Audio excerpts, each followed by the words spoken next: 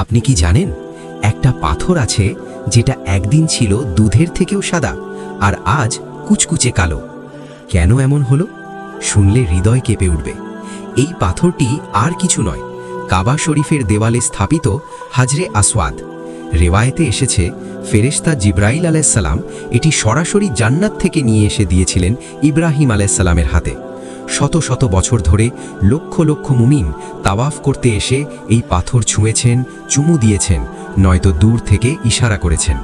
হাদিসে বলা হয়েছে, মানুষের গুনাহ শুষে নিতে নিতে এই ধবধবে সাদা পাথর আজ কালো হয়ে গেছে।